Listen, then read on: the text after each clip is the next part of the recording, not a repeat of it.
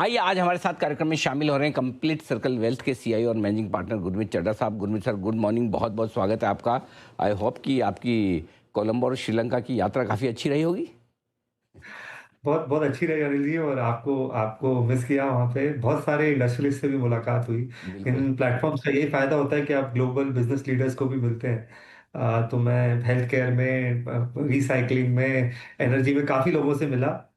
और बहुत अच्छा प्लेटफॉर्म था। काफ़ी अच्छा, काफ़ी मज़ा आया। आपको बहुत मिस किया। बिल्कुल, मेरा आने का प्लान था लेकिन मैं मिस कर गया। हमारी जी बिजनेस की तरफ से और जी मीडिया की तरफ से एक ग्लोबल इनोवेशन और लीडरशिप समिट इस वीकेंड पर कोलंबो में रही, जहाँ गुरमीत सर का एक की नोट स्पीच था वेल्थ क्रिएशन को लेकर। आइए सर, अब थोड़ी बात चुनाव की जाए। कैसे देख रहे हैं इन नतीजों को और कितना आपको लगता है कि बाजार पर असर पड़ना चाहिए, जो रुझान है अभी तक? तो अनिल जी, अगर ये रुझान होल्ड करते हैं, क्योंकि अभी भी समय, और कहते हैं क्रिकेट और पॉलिटिक्स में वेट करना चाहिए आखिरी बॉल का। ठीक बात है। तो और हमने कई इलेक्शंस ट्रैक करे हैं, तो मुझे लगता है अगर रुझान होल्ड करते हैं तो ये सेंटिमेंटली पॉजिटिव है। बाजार ये दिखा भी रहा है अनिल जी। और मैं वेस्ट बंगाल को लेके, मैं यूजुअली पॉलिटिकल कमेंट्स देता नहीं हूँ। मैं चाहूंगा कि वेस्ट बंगाल वाकई में सोलार बांग्ला बने। बहुत ही स्ट्रैटेजिकली लोकेटेड है, कल्चरली बहुत एडवांस्ड है, intellect wise, ethos wise, culture wise. Bengal deserve करता है टॉप 2-3 इंडस्ट्रियल स्टेट्स में आना। तो हो सकता है ये एक चेंज की शुरुआत हो। और मैं उम्मीद करूंगा ये बड़ा चेंज आए। और क्योंकि नॉर्थ ईस्ट साउथ ईस्ट का गेटवे है इंडिया का। एक समय था हम कोलकाता और सिंगापुर को बोलते थे कि एक एक लेवल पे आने की काबिलियत रखते हैं।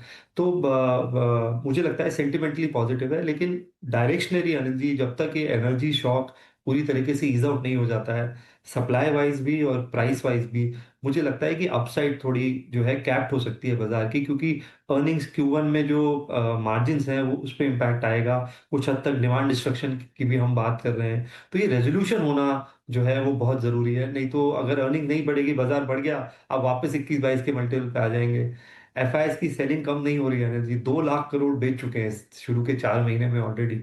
तो मेरे लिए जरूरी है कि बड़ा मूव जब आएगा, जब ये पूरा क्राइसिस जो है, इसका एक नेगोशिएटेड सेटलमेंट होगा। सही आपकी कि जब तक ये पूरा क्राइसिस ना निपटे तब तक मामला मुश्किल है ही, इसमें कोई डाउट नहीं है। लेकिन क्या वाकई में बाजार एक जगह है, लेकिन बंगाल जीतने का अगर बीजेपी जीतती, जैसा आप भी कह रहे हैं कि एग्जिट तो देखने होंगे, लास्ट बॉल तक वो रहता ही है सस्पेंस तो। लेकिन मान लो जो है रुझान दिखा रहा है, एग्जिट पोल दिखा रहा है, मान लो बीजेपी की सरकार बन जाती है, तो बिजनेस के लिहाज से क्या कुछ असर पड़ेगा? आपको लगता है कि कुछ इकोनॉमी में, बिजनेस में बड़े बदलाव हो सकते हैं इसके चलते? Definitely Anil ji, state specific होगा। बंगाल बहुत ही रिच है नेचुरल रिसोर्सेज में। एक समय था कि कई सेक्टर्स का गढ़ था। हमने देखा ऑटो सेक्टर मूव किया, टेक्सटाइल त्रिपुर मूव किया, बहुत सारी इंडस्ट्रीज वहां से मूव हुई है।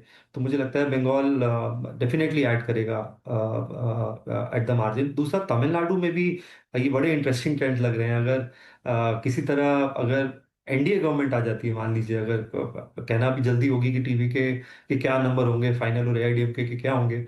अगर सारे स्टेट्स में गवर्नमेंट आती है तो पॉलिटिकल स्टेबिलिटी और रिफॉर्म्स को लेके ज्यादा मुझे लगता है गवर्नमेंट और स्ट्रेस करेगी। और ये समय है स्ट्रक्चरल रिफॉर्म्स करने का। तो from a market point of view मुझे लगता है तगड़े रिफॉर्म्स करने का एक प्रोत्साहन सरकार को मिलेगा, अगर रिजल्ट्स जो अभी हैं होल्ड होल्ड करते हैं। तमिलनाडु भी बहुत बड़ा इंडस्ट्रियल स्टेट है, सबसे बड़ा हब है बहुत सारे सेक्टर्स के लिए। ऑटो को लेके अभी देखिए, जो इलेक्ट्रॉनिक ईएमएस मैन्युफैक्चरिंग हो रही है, डेटा सेंटर कैपेसिटी ऐड हो रही है। तमिलनाडु राइट अप है, महाराष्ट्र, तमिलनाडु, गुजरात। तो ये रहेगा। दूसरा अनिल जी, जैसा मैंने बोला, रिफॉर्म्स को तेजी मिलेगी। तो let's hope for the best. बिल्कुल ठीक बात है। ये पूरा पूरा एक्शन आपके लिए रिफॉर्म्स की लिहाज से बढ़ सकता है अगर बंगाल बीजेपी के हाथ में आता है, और जाहिर सी बात है कि थोड़ी सी राज्यसभा में सीटें बढ़ने के लिहाज से भी ये पॉजिटिव आगे बन सकता है।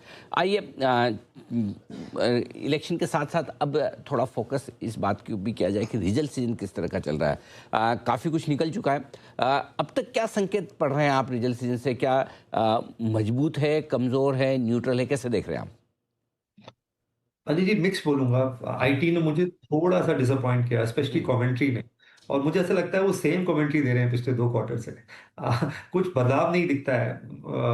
मुझे ऐसा लगता है, और थोड़ा सा जिसे कहते हैं लिप सर्विस बोलते हैं, तो वो मुझे लगता है बाजार देखना चाहेगा कि एआई सर्विसेज वर्टिकल में एग्रेसिवली फोकस कैपेक्स कैसे कर रहे हैं।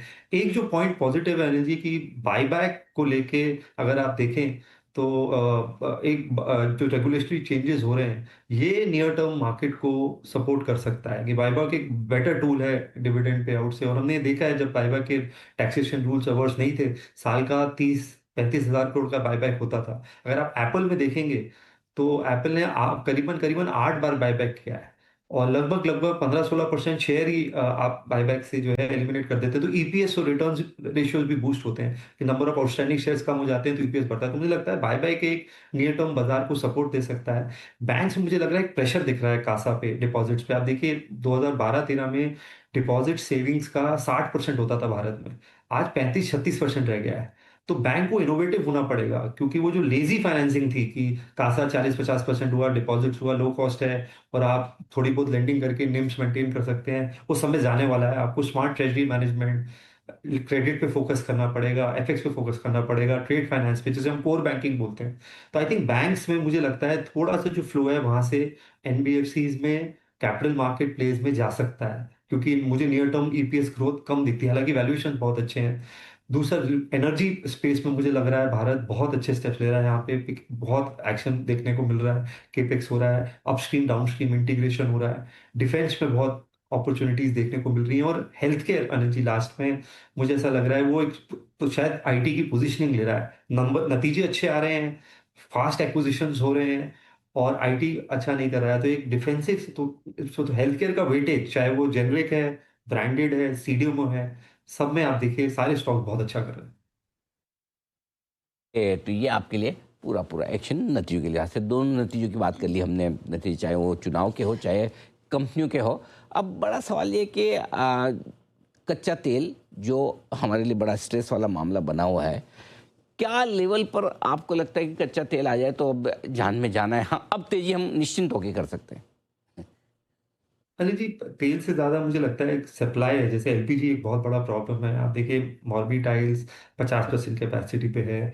बहुत सारे सेक्टर्स में ऑयल के derivative as a raw material use होते हैं, सल्फर का शॉर्टेज है, उसका इम्पैक्ट इवेंचुअली फर्टिलाइजर पे है, फिर फूड पे आ सकता है। तो ये मल्टी लेवल है, और सप्लाई भी ईज होना जो है जरूरी है, स्पेशली गैस का। तो मेरा ये मानना है कि सप्लाई इंप्रूव हो, अगर 50-60% भी हॉर्मूज का ट्रैफिक नॉर्मल की तरफ आता है, और साथ में ऑयल कच्चा तेल अगर 2 डिजिट में आ जाता है, अभी के लिए मैं, मेरे हिसाब से अगर 90-95 डॉलर भी आ जाएगा तो मैं बहुत खुश होऊंगा, और सप्लाई रिज्यूम होगी, तो मुझे लगता है ये एक जरूरी एलिमेंट है। भारत धीरे धीरे डाइवर्सिफाई करेगा, बट इसको करने में थोड़ा समय लगेगा, कुछ टैक्टिकल कॉल्स भी लेनी पड़ेगी क्रूड मिक्स को लेके। बट अभी तक हमने अच्छा काम किया है, इस पूरे क्राइसिस जिस तरीके से डील किया है। तो मेरा फोकस एनर्जी अभी जो नॉन क्रूड सेक्टर्स है, जहाँ पे अर्निंग स्ट्रांग है, टेलीकॉम है, फार्मा है, कुछ लिमिटेड कैपिटल गुड्स, डिफेंस है, वहां पे आप ज्यादा फोकस करिए। क्रूड रिलेटेड जब थोड़ा आपको ईजिंग देखे तब वहां जाने का मैं सलाह दूंगा। तो ये है आपके लिए पूरा का पूरा एक्शन बाजार के लिहाज से। और इसमें चाहिए पहले तो गुरमीत सर बहुत बहुत धन्यवाद आपका, आपने समय दिया थैंक यू। और विस्तार से चुनाव के और कंपनियों के नतीजों पर और बाजार के डायरेक्शन पर हमें राय दी, और साथ ही बताया कि कहाँ निवेश करना है इस वक्त होगा।